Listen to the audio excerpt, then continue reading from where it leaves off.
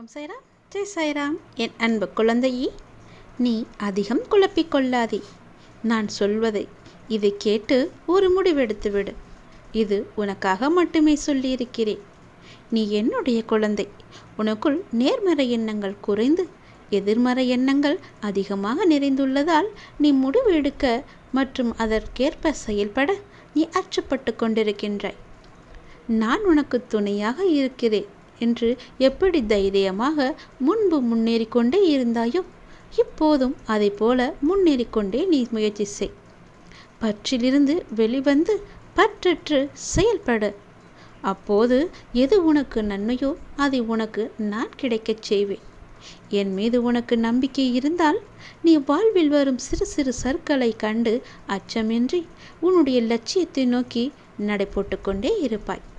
உன் வாழ்வில் நல்லது நடந்து கொண்டே இருக்கும். கடவுளை கும்பிட்டும் துன்பங்கள் தொடர்கிறது என்று கவலைப்படாதே. அவர் ஒரு கணக்கு வைத்திருப்பார். அப்பொழுது நீ யாரும் எட்ட முடியாத உச்ச நிலையை நிச்சயம் அடைவாய். நன்மைகள் எல்லாம் அவ்வப்போது இடைவெளி விட்டு உனக்கு நடந்து கொண்டுதான் இருக்கின்றன. ஆனால் மாயையோ உன் கண்ணை மறைத்து வைத்திருக்கிறது. எதிர்மறையோ உன்னை சூழ்ந்திருக்கிறது. அதனால் அவ்வப்போதும் நடக்கும் நன்மைகள் எல்லாம் உனக்கு தெரிவதில்லை. எதனால் என்று யோசித்துப்பார். எப்படி என்னை மாயை சூழ்ந்தது, எப்படி என் கண்ணை எதிர்மறை மறைத்தது என்று எல்லாம் உனக்கு விளங்கும். உன்னுடைய மனதில் பாரம் குறையவில்லை என்று என்னிடம் முறையிட்டு அழுது கொண்டே இருக்கின்றாய் அல்லவா? அது நிச்சயம் மாறும்.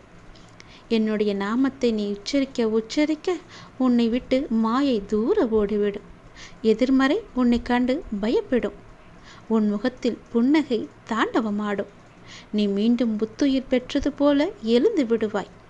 அடுத்தடுத்து மீண்டும் எல்லாம் நன்மையாகவே நடக்கும். ஆனாலும் நீ என்னுடைய நாமத்தை கூறி செய்யும் ஜப தியானம் இடையிடையே தொடர வேண்டும். எப்பொழுதெல்லாம் நேரம் கிடைக்கிறதோ அப்பொழுதெல்லாம் என்னுடைய நாமத்தை சொல். அது உன்னுடைய நன்மையான நாட்களை மேலும் மேலும் அதிகரித்து கொண்டே இருக்கும். நல்லது நடந்து கொண்டே இருக்கும். வாழ்க்கையில் சந்தித்த சோதனைகளை எண்ணி வருத்தப்பட்டு இன்று உனக்கு வாழ்க்கையில் எதன் மீதும் பற்று என்பது இல்லாமல் மிகவுமே விரக்தியில் இருக்கின்றாய். அது முற்றிலும் தவறு. உன்னால் முடியாதது என்று எதுவும் இல்லை. நீ சற்று முயற்சி செய்தால் போதும். நீ வெற்றி பெறுவது நிச்சயம். எழுந்து வா, துணிந்து செயல்படு. நாளைய பொழுதை உன்னிடம் நான் ஒப்படைக்கிறேன். அது உனக்கானது. சந்தோஷமாக அதை நீ பெற்றுக்கொள். உன் வாழ்வில் நல்லது நடக்கும்.